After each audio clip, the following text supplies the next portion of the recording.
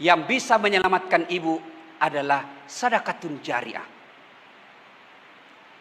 Mobil mewah, rumah megah, tabungan miliaran, ahli waris yang punya. Tapi almarhum yang menyumbangkan madrasah, yang menyumbangkan masjid, saya tahu beliau sangat dermawan. Tadi Pak Sab beliau cerita, karena saya diundang sama Pak Sab, ya, melalui Ibu Puan Maharani. Saya betul kata Ibu Puan tadi bahwa jadwal saya memang akhir-akhir ini padat merayap. Tapi kan ada namanya skala prioritas dong. Kenapa PDI Perjuangan? Ada Ibu Megawati bos, kapan lagi? Saya Ibu Mega sebagai informasi, Ibu Mega tentu tidak kenal saya. Tapi beliau ibu waktu datang ke Sulawesi Selatan, saya waktu itu masih mahasiswa, saya jemput ibu di bandara, saya temani ibu, cuma waktu itu saya bersama Akbar Hendra dan sebagainya. Nah, mengantar ibu Megawati waktu itu belum lagi menjadi siapa-siapa di Indonesia. Saya temani beliau ke rumahnya almarhum Andi Poci di Jalan Todopuli. Sempat ibu tanda tangan buku saya, karena saya ini pengagum Soekarno. Saya tidak sempat ketemu Soekarno. Saya tidak sempat mendengar pidatonya Soekarno secara lisan, maka saya berkhidmat kepada anak turunannya. Maka saya datang hari ini sebagai penghormatan saya kepada Bapak Insinyur Soekarno. Karena saya bisa hidup di Indonesia, perjuangannya Insinyur Soekarno. Maka mari mengisi Republik Indonesia dengan kemampuan kita masing-masing. Anggota DPR, yuk bantu negara kita dengan jadi anggota dewan yang tidak tidur ke sidang. Yang kontraktor, silakan bangun negeri ini, cari untung, tapi jangan mengambil terlalu banyak.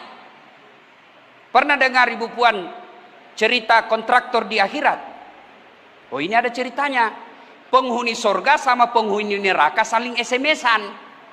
Dia bilang penghuni neraka, "Mas bro, bagaimana kabarmu di surga?" "Masya Allah, enak sekali di sini, nyaman, baru dibayangkan sudah datang apa yang kita mau."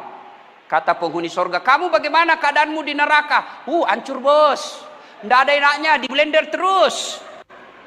Dia bilang penghuni neraka, "Bolehkah kami jalan-jalan ke surga, menikmati surga?" Dia bilang, "Boleh saja, sini mako." "Bagaimana caranya?" "Gampang, kan penghuni neraka kreatif pak. Bagaimana caranya? Kami bikin jembatan dari surga, kamu juga bikin jembatan dari neraka." Maksudnya penghuni neraka katakan, "Kami bikin jembatan dari neraka, kamu bikin jembatan dari surga, kita ketemu di tengah.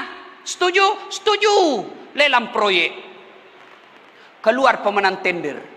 Waktu pekerjaan 3 hari. Proyek jembatan ini. Hari pertama, jembatan dari neraka sudah bergerak 50%. Hari kedua selesai 70%. Hari ketiga tuntas, efektif dan efisien. Sementara jembatan dari surga belum mulai-mulai. Diintiplah dari neraka. Berteriak penghuni neraka, "Woi mas bro, kenapa proyekmu belum jalan? Kami sudah sampai di tengah sesuai perjanjian." Apa kata dari surga? "Bagaimana mau dimulai proyek? Kontraktor, pemborong, panitia, pengawas ada semua di situ." Ibu bapak saudara-saudara sekalian, nah bersedekahlah. Ibu keluarga almarhum boleh bersedekah atas nama almarhum. Ketika ibu bapak wafat tidak ada lagi. Ini ibu-ibu nih yang pakai cincin berlian emas di depan saya. Kalau ibu wafat siapa yang pakai cincinnya bu? Siapa? Anak? Bukan, istri kedua.